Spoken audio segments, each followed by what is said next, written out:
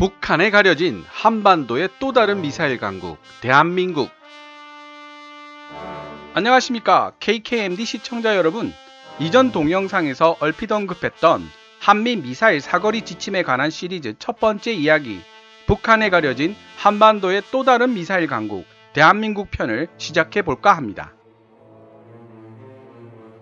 최근 들어 K2 블랙 팬서 주력 전차나 K9 썬더 자주포, 그리고 비호 복합 같은 국산 육군 무기들이 세계 시장에서 곽강을 받고 있고, 세종대왕급 이지스 구축함과 KSS-3 디젤 전기 추진 잠수함 같은 해군 무기 체계들을 직접 만들어내고 있을 뿐만 아니라 록히드 마틴과 협력하여 개발한 T-50, FA-50 같은 훈련기 겸 공격기도 200대 이상 생산이 되고 있다는 사실은 익히 알고 계실 것입니다.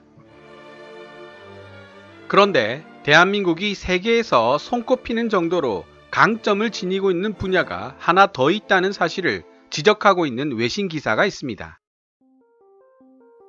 심심하면 미사일을 동해로 서해로 쏴대서 세계의 주목과 관심을 끌고 있는 북한 덕분에 그 누구도 주목하고 있지 않은 미사일 강국, 그리고 어떻게 보면 천방지축으로 설치는 북한 덕분에 미국의 끈질긴 압력에도 불구하고 세계적 수준의 미사일 기술을 갖추게 된 미사일 강국, 바로 우리나라 대한민국의 이야기입니다. 2020년 네 번째 개정이 준비되고 있는 한미 미사일 사거리 지침이 2017년에 세 번째로 개정이 되었는데요. 이 기사는 미 국방 전문 매체 내셔널 인터레스트에서 3차 개정을 전후해서 게재한 기사입니다. 비록 최신 기사는 아니지만 대한민국 미사일 개발의 험난한 여정을 극적으로 보여주는 기사 중 하나라는 생각이 들어 발굴해서 해석해보려 합니다. 기사 중간중간 역주로 추가 설명을 해놓았기 때문에 해석 이후에 추가로 별도의 분석이나 설명은 덧붙이지 않으려 합니다. 기사 내용은 노란색 글자로 표시됩니다. 북한은 지난 2년 동안 전례 없이 빠른 속도로 미사일들을 시험해왔다. 이 기간 동안 북한은 다수의 새로운 미사일 시스템을 공개했고, 이런 그들의 여정은 7월 4일 대륙간 탄도미사일을 테스트하며 절정을 이루었다. 하지만 북한의 도발이 전 세계 헤드라인을 장악하고 있는 동안 한반도 38선 반대편에 위치한 또 다른 군사강국 대한민국은 아무도 모르게 조용히 미사일 공격 능력을 증강시켜 왔고, 지금까지 이런 대한민국의 미사일 공격 능력에 대해서는 아무도 별다른 관심을 가지고 있지 않았었다. 미사일 기술에 대한 대한민국의 관심은 1970년대까지 거슬러 올라간다. 핵무기 개발 프로그램과 마찬가지로 미사일 개발에 관한 대한민국의 집착은 미국과의 동맹관계에 있어서 주기적인 마찰의 원인이 되어왔다. 그러나 최근 몇 년 사이 북한의 핵 위협이 점점 더 심각한 상황으로 치달으면서 워싱턴은 대한민국의 미사일 개발 반대에 대한 입장을 누그러뜨렸다. 이런 상황을 배경으로 6월 말 현재 대한민국은 지금까지 개발했던 탄도미사일 중 가장 진보되고 위력적인 미사일의 테스트에 성공하였다. 이 기사에서 소개하고 있는 당시 가장 진보된 미사일은 바로 현무2C 탄도미사일을 뜻하는 것입니다. 2017년 6월 23일 시험 발사된 현무2C 탄도미사일은 예정된 800km를 비행한 후 이어도 북방 60km에 설정된 목표 지점을 정확히 명중시켰습니다. 한반도에 긴장이 고조되고 있는 상황에서 대한민국이 자신의 미사일 무기고에 어떤 무기를 가지고 있는지를 검토해보는 것은 충분히 그럴 만한 가치가 있을 것이다. 대한민국이 보유한 탄도미사일들. 원래 대한민국은 1970년대에 이미 탄도미사일에 대한 관심을 갖게 되었는데, 당시 대한민국은 동시에 핵무기 능력 보유를 추구하고 있는 중이기도 했다. 미국은 대한민국 정부에게 핵 야망을 포기하라는 지속적인 압력을 넣었고, 결국 한국은 핵무기 개발을 포기했지만 미사일 분야에 대해서는 미국의 압력은 그다지 성공적이지 못했다. 오히려 미국은 대한민국이 미국산 탄도미사일인 나이키 허큘리스를 분해하여 연구할 수 있도록 역설계를 허용해 주는데 합의했고, 그 결과 대한민국은 지대공과 지대지 공격 능력을 모두 갖춘 자체 미사일을 생산할 수 있게 되었다.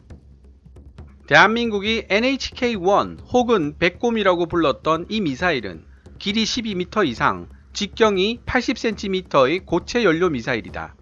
하지만 대한민국은 미국의 압력 때문에 탄두 중량은 500kg을 넘지 않고 사정거리를 180km로 제한하는데 동의할 수밖에 없었다. 이 백곰 미사일은 국방과학연구소가 제작해 1978년 첫 시험 발사를 했다. NHK-1을 시험한 직후 대한민국의 국방과학연구소 ADD는 후속 미사일인 NHK-2 현무-1에 대한 작업을 시작했다. 이 미사일은 고체 연료를 사용한다는 점과 길이와 직경이 비슷하다는 점에서 NHK-1과 유사하다. 1983년 미얀마 아웅산에서 벌어진 전두환 대통령에 대한 북한의 암살 시도 이후 현무 미사일 개발 작업이 가속화되었고 1985년 대한민국은 신형 미사일을 시험 발사했다. 핵위협 방지 구상 Nuclear Threat Initiative에 따르면 NHK-2 현무-1은 이전에 개발된 NHK-1 백곰보다 더 많은 다양한 기능을 보유하고 있었으며 단일 고폭탄 탄두 또는 집속탄 탄두를 장착할 수 있다. 다른 나라의 국가원수에 대한 암살이나 암살 시도는 국제법상 선전포고로 간주됩니다.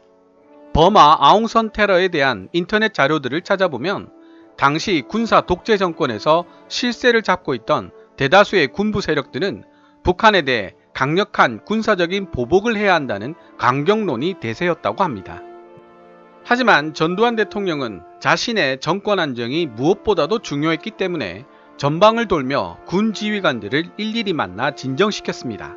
게다가 당시 소련과의 관계에서 안정을 도모하고 있던 미국도 한반도에 무력 사태가 일어나는 것을 원하지 않았죠. 전두환 대통령마저 강경한 입장을 보였다면 미국도 상당히 골치가 아팠을 텐데 말입니다. 대신 전두환 정부는 인내에 대한 보상을 요구합니다. 미국의 압력으로 개발을 포기해야 했던 NHK-1 백곰 미사일 등의 재개발을 허용할 것을 요구했고 미국 역시 이런 국제적 참사를 당한 대한민국에 그 정도는 승인해 주는 것이 타당하다는 내부 여론에 따라 이를 허용하게 됩니다. 그 결과 등장하게 된 것이 바로 대한민국이 자랑하는 미사일 시스템 현무입니다. NHK-1 백곰 미사일과 NHK-2 현무 미사일의 눈에 띄는 가장 큰 차이점은 바로 현무 미사일의 사거리가 180km에서 250km까지 쉽게 연장될 수 있다는 점에 있다. 미국과 맺었던 최초의 한미 미사일 사거리 지침에 따르면 대한민국의 미사일은 180km 이상의 사정거리를 가질 수 없도록 제한하고 있었다. 그러나 미사일 사정거리 지침에 대한 1995년 시작된 한미 동맹 간의 다소 격한 논쟁이 벌어진 이후 미국은 한 발짝 물러섰고 2001년 대한민국이 미사일 기술 통제 체제 MTCR에 가입하는 것에 대해 미국은 결국 동의하였다. 이로써 대한민국은 500kg의 탄두 중량과 최대 사거리 300km의 미사일을 개발할 수 있었고 탄두 중량이 500kg을 넘지 않는 미사일의 경우에는 사정거리에도 제한을 두지 않게 되었다. 나중에 대한민국 정부는 NHK-2 PIP-A 또는 현무-2A라고 불리는 사정거리가 300km로 늘어난 개량형 미사일을 배치하였다. 21세기 첫 10년 동안 북한의 핵미사일 공격 능력이 지속적으로 확대되자 대한민국의 관료들은 2001년에 합의된 한미미사일 사거리 지침에서 규정된 미사일 개발에 대한 제한 일부를 완화하도록 미국 정부에게 압력을 가하기 시작했다. 마침내 2012년에 대한민국과 미국 양 동맹국들은 새로운 합의에 도달하게 되었다. 그 결과 대한민국은 500kg의 탄두를 적재할 수 있으면서 사거리가 800km에 이르는 미사일을 개발할 수 있다는 허가를 받게 되었다. 800km라는 사정거리는 대한민국 중부 지역에서 발사된 미사일이 북한 전 지역에 도달할 수 있다는 사실을 암시하기 때문에 그 의미가 상당히 크다. 2012년에 개정된 한미 미사일 사거리 지침은 또한 최대 2톤 무게의 탄두까지 탑재할 수 있는 단거리 탄도미사일을 개발할 수 있는 기회를 제공하게 되었다. 처음으로 이 이야기를 접하시는 시청자들을 위한 부연 설명을 덧붙여보자면 2012년의 재협정은 트레이드 오프 방식을 적용하였습니다. 탄두 500kg에 800km라는 사정거리에서 탄두의 무게를 줄이면 비례하여 사정거리를 늘릴 수 있고, 반대로 사정거리를 줄이면 탄두의 무게를 비례하여 늘릴 수 있게 하는 방식입니다. 예를 들면 최대 사거리인 800km를 4분의 1인 200km 정도로 줄이면 탄두 중량은 500kg의 4배인 2톤까지 늘릴 수가 있게 되는 방식입니다. 실제로는 정비례하기보다는 약간의 차이가 있습니다. 이 합의에 따라 대한민국은 이전에 만들어진 탄도미사일 현무2B의 사거리를 확대하기 시작했으며 후속형인 현무2C 탄도미사일을 만들기 시작했다. 2017년 6월에 시험 발사에 성공한 현무2C 탄도미사일은 2012년에 합의된 한미 미사일 사거리 지침에 따라 800km의 사거리를 가지게 된다. 현무2C 탄도미사일은 2017년 6월까지 총 4번의 시험 발사가 이루어졌고 2017년 연말까지는 실전에 배치될 것으로 기대되고 있다.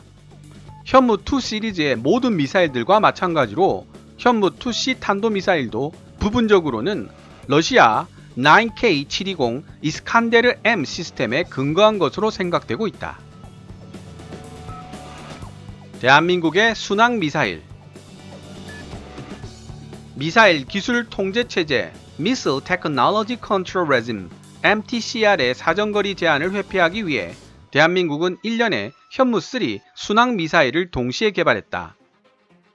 현무3의 파생형들은 미사일 기술 통제체제가 허용하는 것보다 더 긴 사정거리를 지니고 있지만 500kg 이하 중량의 탄두를 적재하고 있다. 이 고도로 정확한 순항미사일들은 미국의 토마호크 순항미사일과 비교되기도 한다. 예를 들어 2016년 전략국제문제연구소 CSIS 보고서는 다음과 같이 서술하고 있다. 대한민국이 독자적으로 개발한 현무3 순항미사일 시스템은 그 구조 및 유도 기술에서 미국의 토마호크와 대단히 유사하고 단지 사정거리만 더 짧은 것으로 알려져 있다. 이 순항미사일은 관성 항법 장치와 컴퓨터 메모리에 있는 지도 이미지를 그 아래 지상의 지형적 특징과 대조시키는 기술을 사용하여 목표물에서 3m 이상 벗어나지 않는 범위 내라는 놀라울 만큼 정밀한 타격을 가능하게 해준다. 현무3A 순항미사일은 2006년 처음 실전 배치되었으며 사거리 500km로 추정된다. 3년 후 대한민국은 최대 1000km의 사정거리를 가진 현무3B 순항미사일을 공개했다. 이로써 대한민국은 북한 전역뿐만 아니라 중국의 수도 베이징과 일본의 수도 도쿄 같은 목표물을 순항미사일로 타격할 수 있는 능력을 보유하게 된 것이다. 대한민국은 이에 그치지 않고 1년 뒤인 2010년 7월 사정거리가 무려 1500km에 이르는 현무3C 미사일 개발 작업에 돌입하였다. 대한민국 언론이 알리고 있는 바에 따르면 이 현무3 미사일은 길이 6m, 직경 53에서 60cm, 무게 1.5톤인 미사일로서 450kg의 탄두를 탑재하고 있으며 2012년에 실전 배치되었다고 한다. 현무3C 순항미사일이 실전 배치됨으로써 대한민국은 사정거리 1500km 이상의 순항미사일을 실전에 배치한 전 세계에서 몇 안 되는 국가 리스트에 오르게 되었다. 현무3C 순항미사일은 초기 정보 공개가 매우 혼란스러워서 일부 밀리터리 매니아 및 군사 전문가들로부터 사실은 실존하지 않는 미사일이 아니냐라는 소리까지 들었다고 합니다. 하지만 2012년 4월 현무3C 순항미사일의 실물이 공개되면서 이런 논란은 수그러들었지만 이번에는 중국 정부가 사정거리 1500km의 순항미사일은 동북아의 안전을 위협하는 어리석은 행위라며 강력히 비난하고 나섰습니다.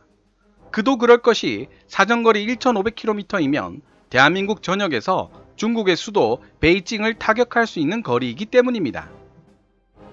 물론 동북아의 군사적 긴장을 주도하고 있는 존재가 누구인지는 따로 언급할 필요도 없기에 중국의 이러한 반발은 일고의 가치도 없는 주장이라고 볼 수 있습니다.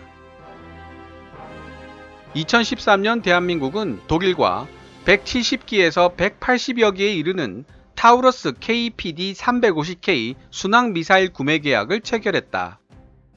공중 플랫폼에서 발사하는 타우러스 KPD-350K 순항미사일은 2016년 대한민국에 인도되어 대한민국 공군의 보잉 F-15K 슬램 이글 전투기에 통합되어 있다. 대한민국에 인도된 타우러스 미사일은 북한의 전자교란, 제밍을 방지하기 위해 미국에서 제작된 GPS 수신기로 강화되어 있다. KEPD-350K 타우러스 순항 미사일이 어떻게 대한민국 공군의 공격 능력을 강화시켜 줄 것인지에 대해 대한민국 군 관계자들이 논의하던 와중에 한 장교는 다음과 같이 언급했다.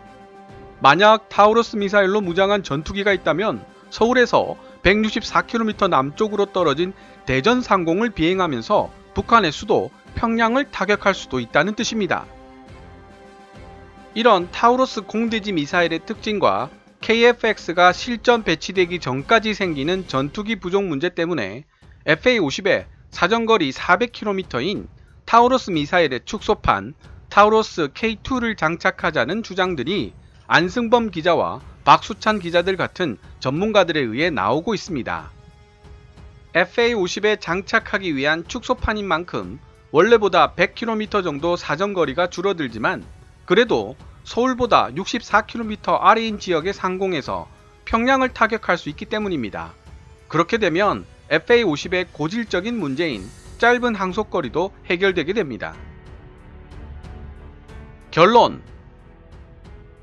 지금까지의 이야기들이 대한민국의 미사일 공격 능력에 대한 완전한 지침이 되기는 어렵다.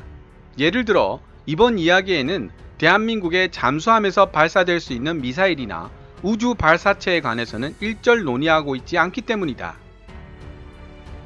그럼에도 불구하고 이번 이야기를 통해 북한의 미사일 발사 시험이 세계적으로 많은 관심을 받고 있는 동안 대한민국이 이에 소극적으로 대응하고 있지 않았으며 오히려 강대한 미사일 공격 능력을 갖추어 왔다는 사실을 보여주고 있다. 지금까지 미 국방 매체 내셔널 인터레스트가 대한민국의 미사일 능력에 대해 게재한 기사를 해석해 보았습니다. 시청자 여러분들께 유익한 시간 되었으면 좋겠습니다. 오늘 준비한 내용은 여기까지입니다. 지금까지 시청해 주셔서 감사합니다. Kevin's Military Channel KKMD